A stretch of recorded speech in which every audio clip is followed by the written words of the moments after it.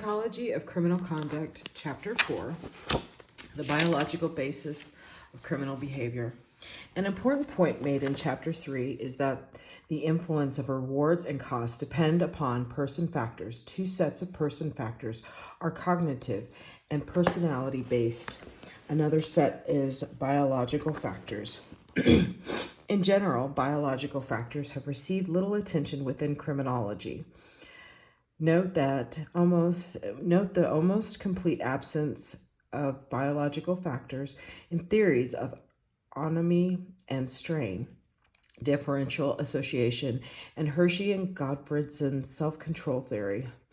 However, that has changed rapidly in recent years. This chapter examines how what are born with interacts with the environment to shape behavior. Interactions also explain why some person risk factors are risk need factors and others may be strengths. For example, opportunistic rewards for criminal behavior may be more appealing to the individual with low self-control risk need factor, whereas high self-control serves as a strength or protective factor against the very same opportunistic rewards for crime. Biological factors lie at the base of criminal behavior. It is the foundation not only for personality development, but also cognitive development. Children begin life with certain inherent biological capabilities and predispositions that interact with specific familial, social, and cultural circumstances.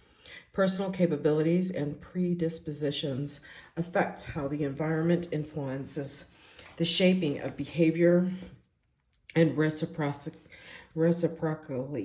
I can't say that word, how the behavior can modify biological tendencies. For example, a child may be born with average intelligence, but a stimulating and enriching environment can lead to achievements beyond those possible in a deprived environment. Importantly, environmental events may nourish further biological growth.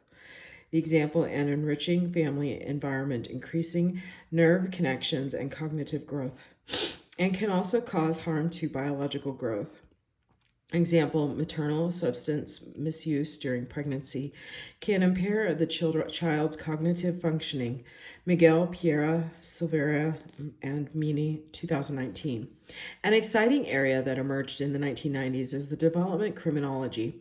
Developmental criminology ties to understanding how children and youth grow in and out of crime.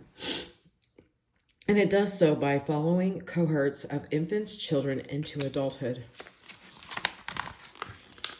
First of all, the incident of XYY is extremely small, which can, found only 12 XYY in a sample of 4,558 Danish men.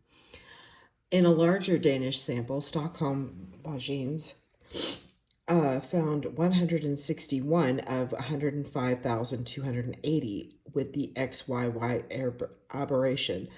Gotts Johnston and Radcliffe found 17 among a sample of 17,522 Scottishmen. Upon follow-up, all three studies found that XYY men had slightly more criminal convictions than XY men. However, an extension of the Danish study also found a higher incidence of medical and psychiatric disorders.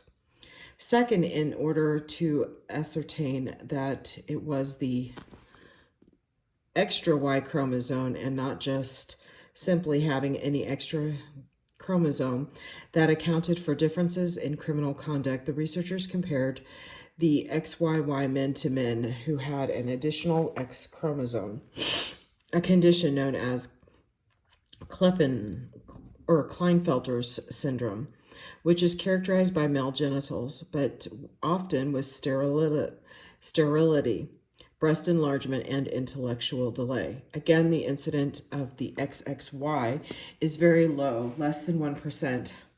There were no differences in criminal offending between the men with an extra Y chromosome and the men with an extra X chromosome. In the only longitudinal longitudinal study of XYY children, half of the 38 boys in this study evidenced psychosocial problems, but childhood autism was a more likely outcome than conduct disorder. Both Ikes and Ray and Burkhoff's reviews of the XYY literature found that the XYY carriers showed few behavioral problems, and the reports of antisocial behaviors may be the result of selecting screening of individuals with the XYY syndrome. To conclude, the XYY abnormality, although an interesting story, falls into the trap of oversimplification and genetic determinism. Granted, there are examples of one gene equals one disorder, but the more common scenario is that there are many genes operating on the expression of behavior, and this is an interaction with the environment. Intergenerational crime. The idea that crime runs in families has been a high consensus inference of casual observers for years. Almost anyone who has worked in a criminal justice setting can provide vivid examples of intergenerational criminality. A famous early study of the heritability of criminal traits is Richard Dugdale's analysis of the Juke family. Beginning with the children of Max Juke, Dugdale traced the Juke lineage to 1870. Of the 709 descendants, nearly 20% were criminals and slightly more than 40% were dependent upon the state for financial support. Dugdale concluded that the high rate of criminality and pauperism was evidence for the heritability of criminality and poor social adjustment. Today, there is a large body of evidence for intergenerational crime.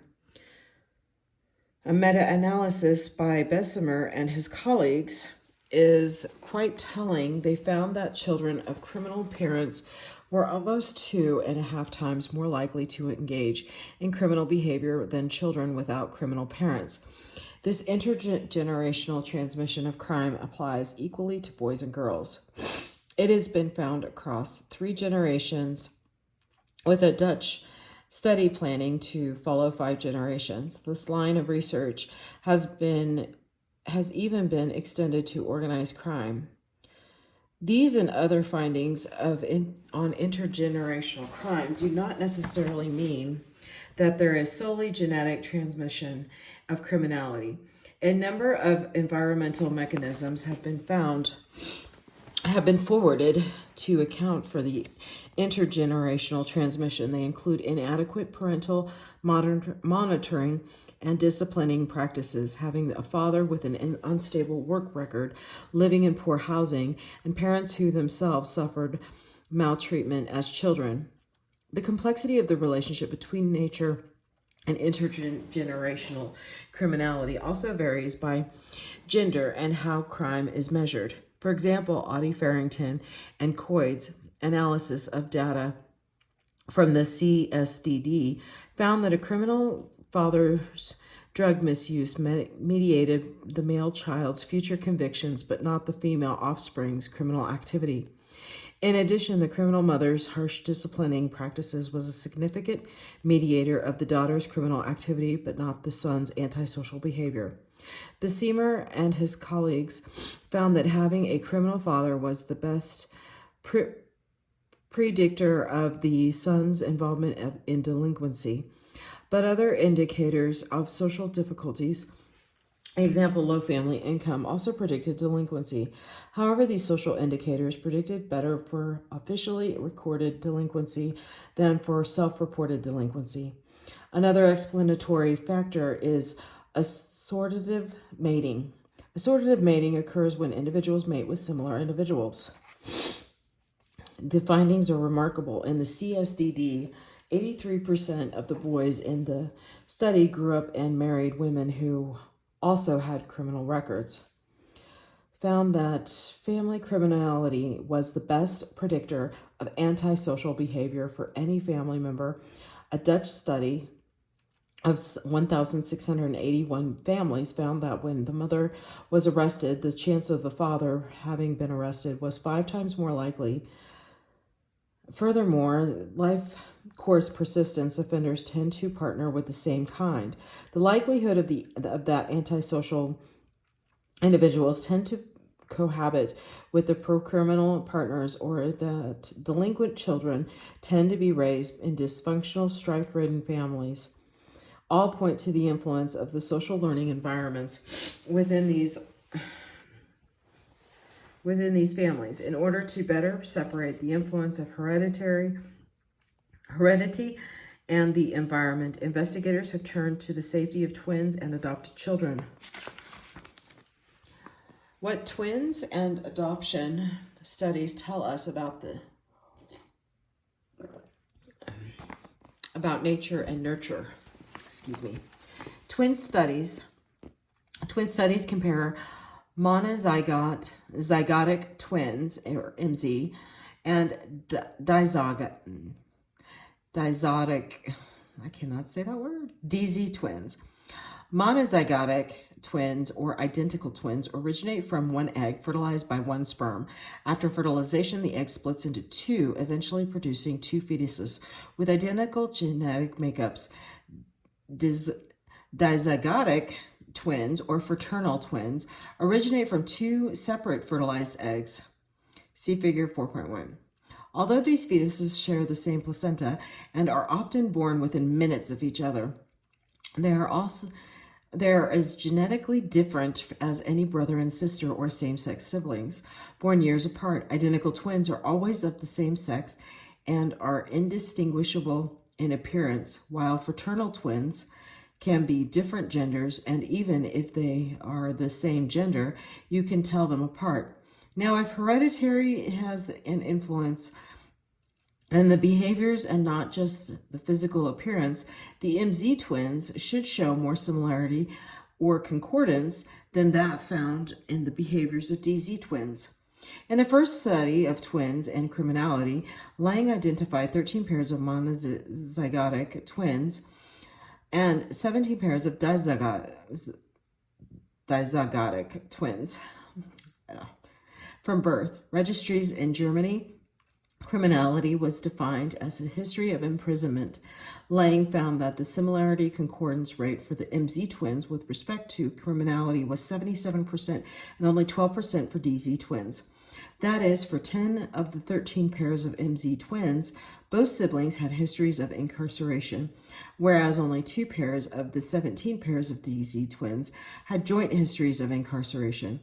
While the magnitude of the effect was impressive, Lang's study and those by others conducted during the same period were suspected for a number of reasons. For one thing, social scientists in Britain and North America were not about to be impressed by a report originating from Germany during the rise of Nazism.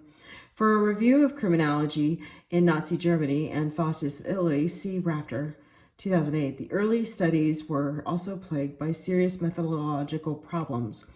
For example, Lang grouped the twins into MZ and DZ categories by looking at their pictures, knowing beforehand who had the history of imprisonment. This methodology makes it very tempting for an experimenter with a certain set of beliefs and expectations to place one set of twins that did not look quite identical into the MZ group.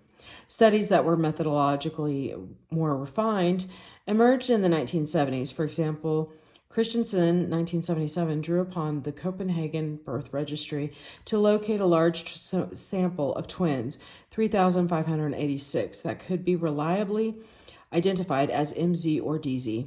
Criminal activity was defined according to official records for MZ twins. The concordance rate was 35%. It was 12% for DZ twins. As twin studies became methodologically more sophisticated, the concordance rate for MZ twins decreased from the 77% reported by Lang to as low as 26%, except for a few exceptions that may be explained by methodological and sampling factors. General reviews and meta-analytic summaries of the twin literature find a moderate relationship between hereditary and antisocial behavior. Although the hereditability of antisocial personality was not reported, the largest ever review of twin studies estimated that one, on average, was not reported. On average, 49% of the nearly 18,000 traits measured were inheritable. There is little reason why this estimate would also not apply to antisocial traits. An important assumption in twin research is that the greater concordance found among MZ twins compared to DZ twins is due to the influence of genetics, since the environments of twins are more or less the same. The example, same parents, shared friends, same teachers. This is called the equal environments assumption. However, Burt and Simons, 2014, argue that this assumption is a fatal flaw in twin research and called for an end to studies of heritability. Yet an empirical analysis of 61 studies found 48 studies, 78.6%, supporting the equal environmental assumption. A more informative type of twin study involves MZ twins separated at birth and raised in different environments. Although such studies date back to at least the 1930s, their sample sizes have been relatively small. The largest study, the Minnesota study of twins reared apart, gathered more than 100 sets of twins, including a few triplets. With respect to the subject matter of this book, a large study of the MZ twins reared apart, as conducted by William Grove and his colleagues. 32 pairs of MZ twins who were separated before the age of 5, one half were separated within the first few months of birth, were followed into adulthood. Median age of 43. The concordance rate for antisocial personality disorder was 29%, about the range found by most twin studies on crime. Recently, there has been a new twin approach to understanding the role of hereditary and the environment, the discordant MZ twin method. The discordant MZ twin method begins with the assumption that MZ twins raised together do not share exactly the same environments. For example, one twin may suffer an accident or illness while the other does not. In other words, the twins are discordant in environmental experience. Therefore, twin MZ research can tell you a great deal about potential specific environmental causes, since genetics and to some extent general environmental experiences, i.e. the equal environments assumption, are held constant. Researchers have called this counterfactual model of causality, since instead of using twins to understand the effects of hereditary, we are trying to understand the effects of the environment. The application of the discordant MZ twin method to our understanding of criminal conduct has been infrequent but holds great promise. For example, there is a strong correlation between hostile cold mothers and aggressive behavior in the children. The question in a twin study is, do the mothers genetically transmit hostility to the children, explaining the aggressive behavior, or does the aggressive behavior of the child produce a hostile reaction from the mother, thus ruling out heredity? Caspi and his colleagues tried to answer the preceding question by studying 565 MZ pairs of twins born in England and Wales between 1994 and 1995.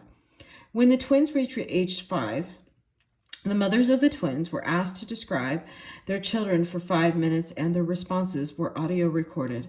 The recordings were then coded with respect to positive and negative comments made about the child, rather than asking mothers for a rating of their child's aggressiveness, which could introduce bias. Example, a hostile mother may be more likely to rate her child higher in aggression.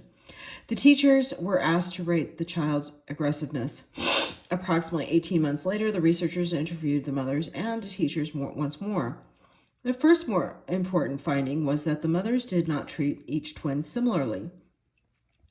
Many times one twin would be described positively and the other negatively. Second, negative emotions expressed by the mother predicted aggression in their child. Thus, the researchers concluded that it was the mother's treatment and not heredity that explain the child's aggressiveness. Another more detailed example of the discordant MZ method is provided in resource note 4.1. Excuse me, I don't know what is wrong with my nose today. Anyway, I will go ahead and kind of clue on this so that you can read this at your leisure.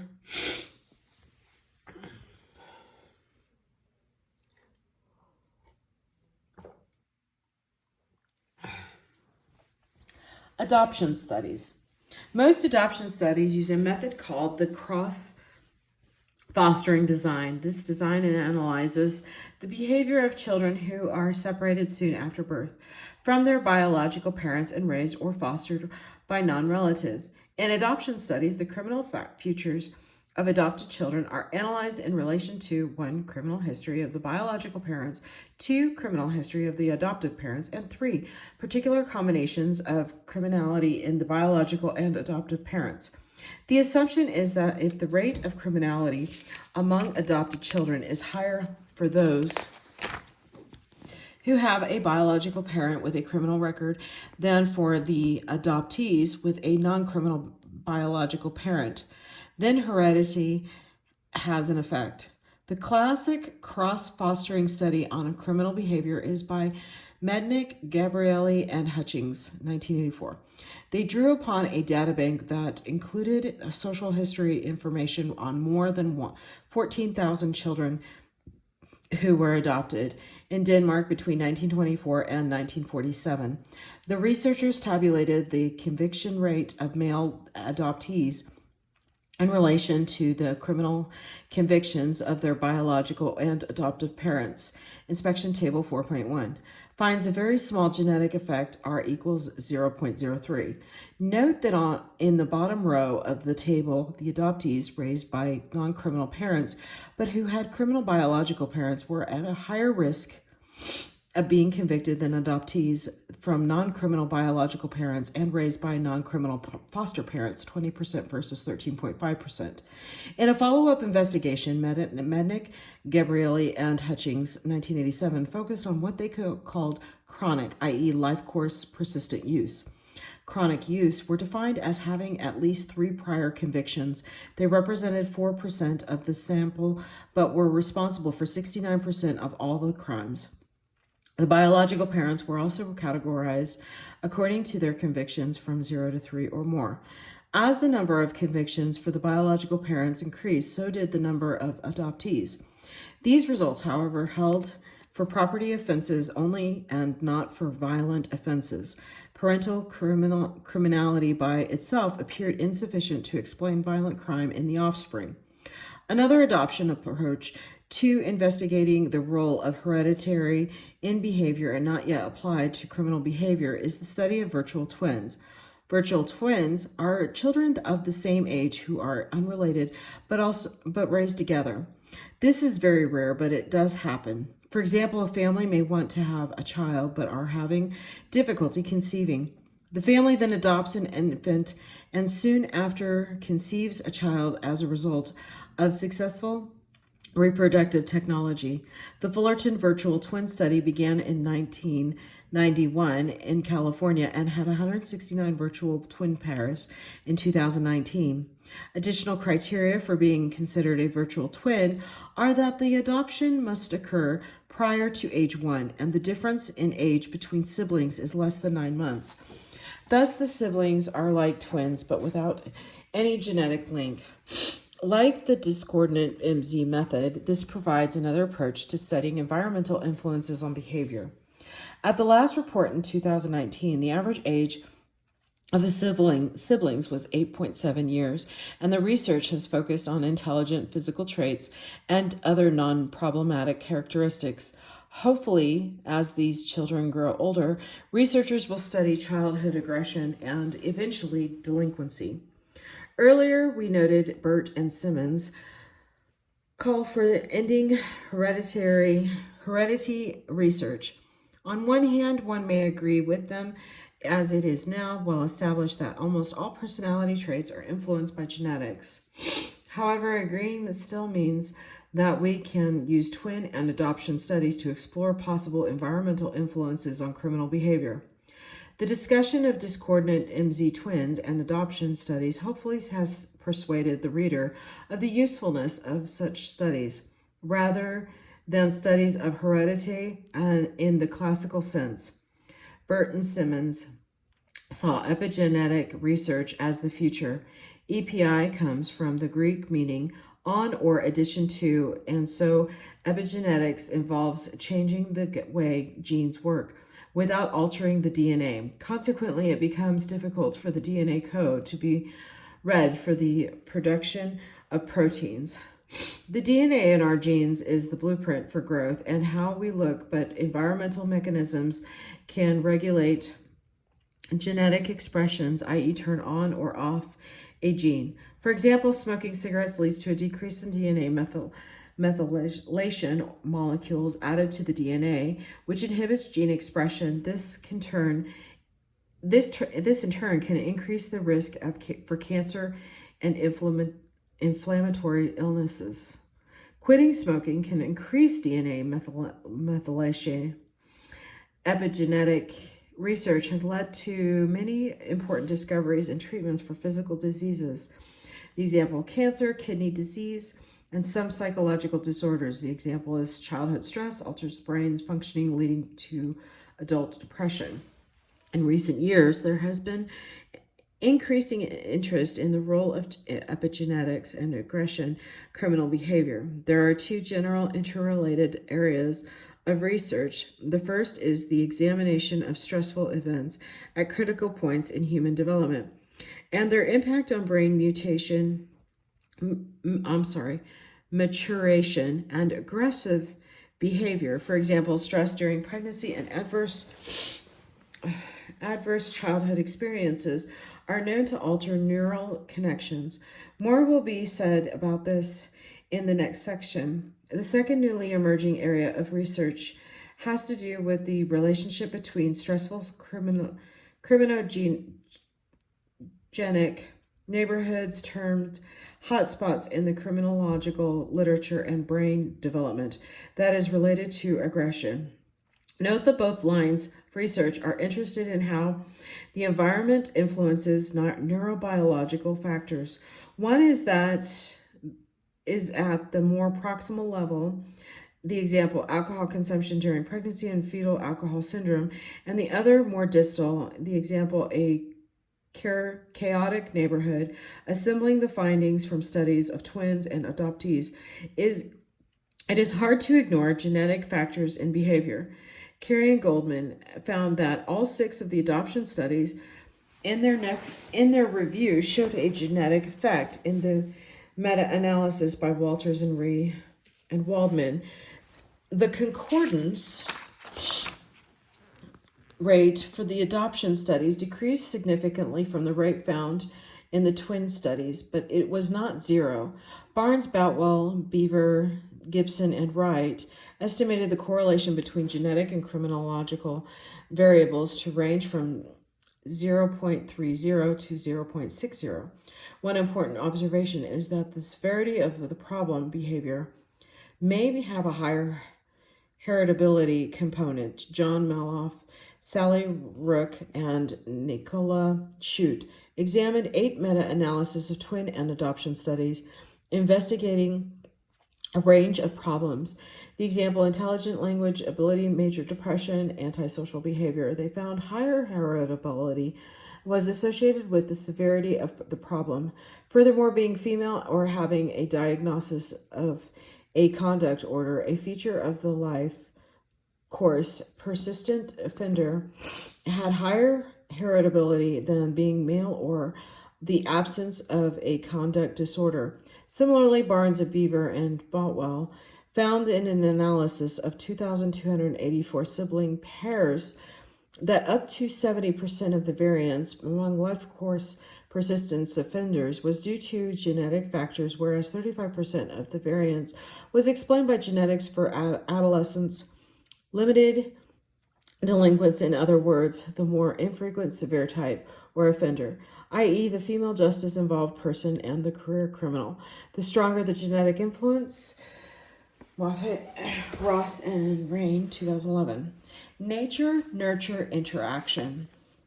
Our earlier discussion of epigenetics naturally transitions us to conversation on the interaction between biological predispositions and the environment. That is, under what environmental conditions do biological factors play a lesser or greater role? What other biological factors depend upon the environment for their behavior expression? A study by Barnes-Liu et al. 2019 illustrates the conditional nature of an interaction. A sample of American adults over the age of 50, N equals 6,716, have been followed since 1992 and assessed every 2 years. DNA samples and sociomographic and life event were gathered of specific interest to us. That what was the assessment of aggressive behavior by paper and pencil test, and a history of incarceration. 5% reported being incarcerated.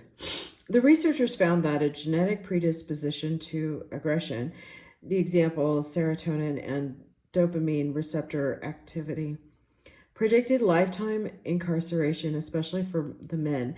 No surprise there. However, the incarceration rate depended upon the level of education of a parent. For males with at least one parent who completed high school, the relationship between genetic predisposition to aggression and incarceration was non-significant.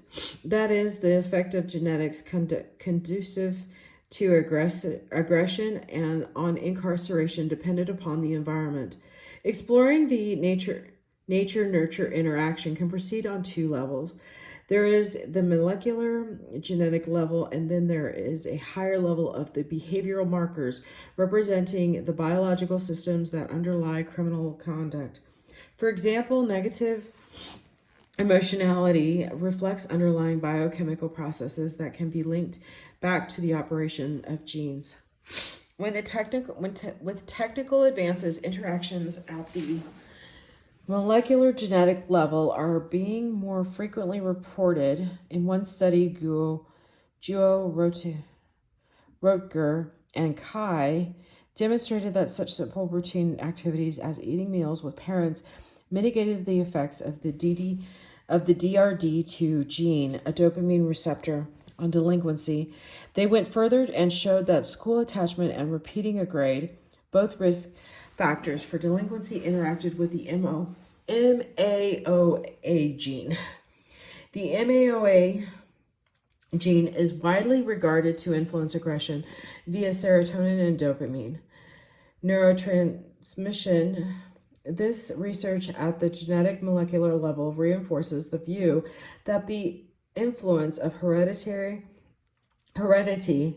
depends on the presence of certain environmental risk factors that, in a sense, release the power of the gene. For example, family dysfunction and low socioeconomic status have been shown to increase the heritability of antisocial behavior.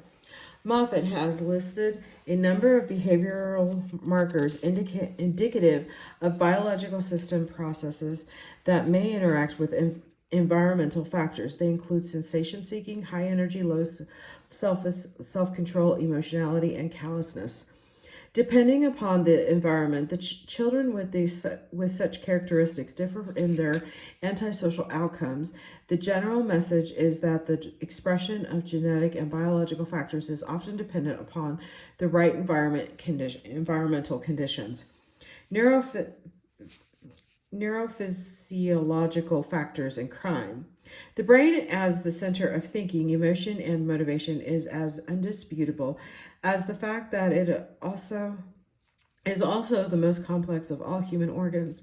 How the processes in the brain influence antisocial and violent behavior is a subject of great interest. The complexity of the influence of the neuropsychological variables is reflected in the search for the localization of aggression in the brain. The search started off simply enough but ended with a much more elaborate understanding of brain function and aggressivity. In 1970, Vernon Mark and Frank Irvin described a patient who would assault his wife and children during fits of uncontrollable rage. By surgically removing part of the brain, the right amygdala to be precise, they were able to halt the violence. What is so special about the amygdala and is this tiny structure the possible center of all that is evil and bad? The amygdala is an almond-shaped structure found buried within the temporal lobe of the brain. Together with other nearby structures, it forms the limbic system. The limbic system is commonly referred to as the old brain because it looks like that found in lower level animals and it had developed early in human evolution. In fact, the human fetus, the limbic system, develops first, and then the cerebral cortex, the soft convoluted tissue, grows over the area. Here's a picture of it.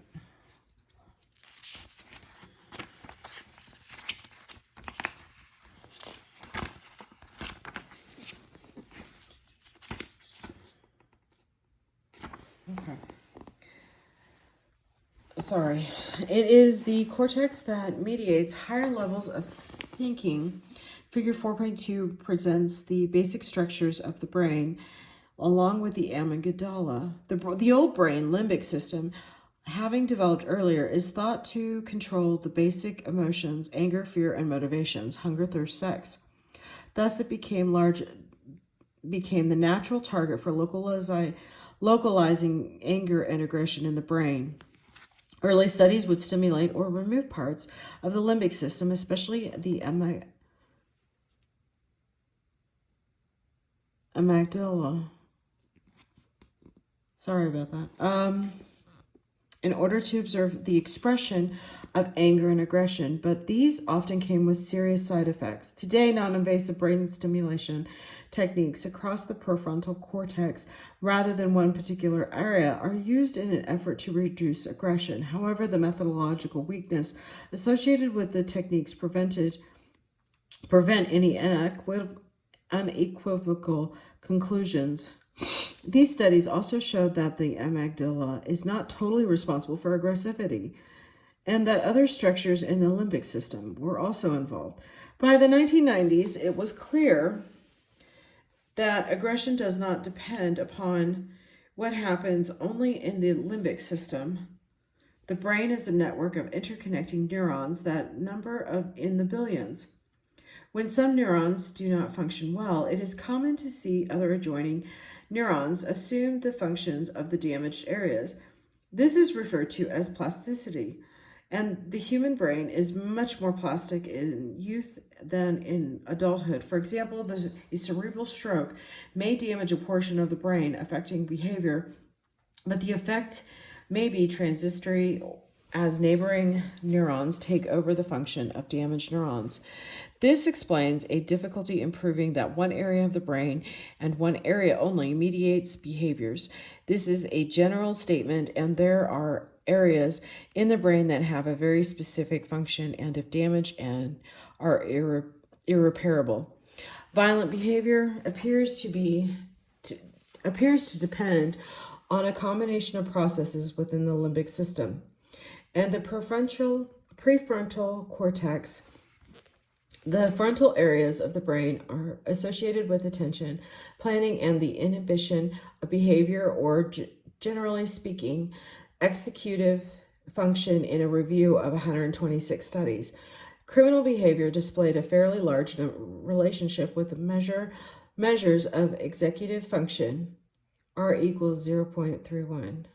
Also, there is some evidence that white-collar criminals have more gray matter thickness in their frontal lobes than the average criminal, and with it higher executive function. Although damage to the frontal lobes and the limbic system may result in violent behavior, there are not enough people with brain damage to these areas to explain the relatively high prevalence of violent behavior. Instead, it is likely that diffuse cerebral dysfunction affecting multiple sites of the brain plays a predominant role in aggressive behavior. Diffuse neurological dysfunction may have its onset early in development, perhaps neonatal natally and long before the occurrence of a direct physical injury and trauma. However, such a dysfunction often does not become apparent until later. With tests are able to measure verbal and memory deficits and intelligence, the frontal lobes are developed throughout adolescence, and the myelin, or the insulating sheath around the nerves that facilitates electrical conduction, continues to develop into adulthood. Consequently, the frontal lobes are not fully developed until the age of 25 at best. This delayed development may partially explain the impulsivity and poor attention span of young children and the age crime curve. The age crime curve describes the prevalence of antisocial behavior increasing with age, peaking in late adolescence, and then beginning a decline around the age of 20. However, this age crime curve may vary slightly by gender and the type of crime. In addition, delays in neurophysiological development affect attention skills, verbal language development, and intelligence. In general, Moffat has argued that adolescents, limited delinquents, may suffer from a maturity gap created by delayed neurophysiological development and the adolescent's desires to be treated like an adult. For the life course persistence individual, it may be more than delayed neurological maturation, but actual impairment to the frontal lobe and limbic systems. These findings have huge implications for the application of law with justice-involved youth. If brain capacity and function is still developing, with the frontal lobes developing last, or if there is mild neurological impairment, can we hold adolescents responsible for uninhibited antisocial behavior? Considering this evidence, the U.S. Supreme Court banned the death penalty for use under the age of 18. However, in somewhat antithetically, many states and countries still permit the transfer of youth ages 12 to 21, depending on the jurisdiction, to adult court for trial. What are the implications of transferring youth to adult court? Setting aside the issue of immature brain development and the concomitant problem of being held fully accountable for one's criminal actions, there is an additional important factor to consider, and that is most youth courts emphasize rehabilitation rather than deterrence as in adult courts. The question arises, are youth who are tried in youth court better off compared to those being before adult court?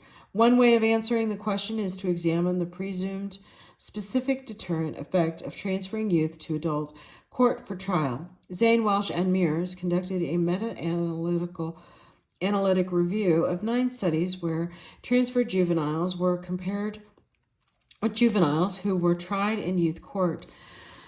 No statistically significant effect on recidivism was found for those transferred to adult court. However, there was considerable heterogeneity in the findings across studies. Another approach is to evaluate the rehabilitative effect of being tried in youth court. Fowler and Routledge took advantage of a policy change in the state of Connecticut. In 2010, the state expanded juvenile court proceeding to the age of 17 and from age 16. This change allowed the researchers to compare the recidivism outcome of youth tried in adult court, 16-year-old youth in 2009, to the 16-year-old youth who appeared in juvenile court in 2010. The rearrest rate for the young persons who were tried in youth court were almost half of that for youth educated in adult court. It is clear that understanding brain development has far-reaching consequences for justice-involved youth. In the Dunedin Multidisciplinary Health and Development Study, New Zealand, approximately 1,000 children born between 1972 and 1973 were tested on a range of factors every 2 years. At age 13, they were administered neuropsychological and IQ tests. At age 18, delinquency was assessed. Terry Moffat and her colleagues found that many of the neuropsychological tests predicted delinquency at age 18. Tests that measured verbal abilities as opposed to tests measuring visual motor abilities showed the highest correlations with future delinquency. The researchers found that poor performance on these tests was associated only with life course persistence male delinquents. This was a very small group, 12% of the sample, but its members accounted for 59% of all convictions. For those whose delinquency was adolescent limited, neuropsychological test performance was not predictive of outcome. These results have now been extended to age 38 for both the men and women in the Dunedin sample. The findings described speak to one of the major questions asked by developmental criminology. What are the factors that leads youth into chronic criminality? Moffat and her colleagues have proposed a biosocial model of life course persistence offending that identifies neuropsychological factors, temperament, discussed in the next section, and socializing experiences. Thus, biological factors are one piece of the formula for the development of persistence and often violent criminal behavior for many persisters. Neurological variables such as low average cortical thickness in the temporal lobes appear to increase the risk of offending. The addition of psychosocial risk factors, recall the interaction effect, makes matters worse. The relationship between biology and crime is not direct and simple. The consistent findings are poor verbal language skills, impulsiveness, and poor attention and planning abilities. Whether these deficits have direct effects or are mediated by other environmental factors, as they are likely are, remains an unsolved question. Generally, it appears that genetic and physiological contributions to criminal conduct will be the greatest when the social environment is least supportive of crime in general and serious crimes in particular. Although the comprehensive theory of criminal behavior must include biological and genetic factors, it is important to remember that the environment explains a great deal. This will be the end of part 1. Thank you.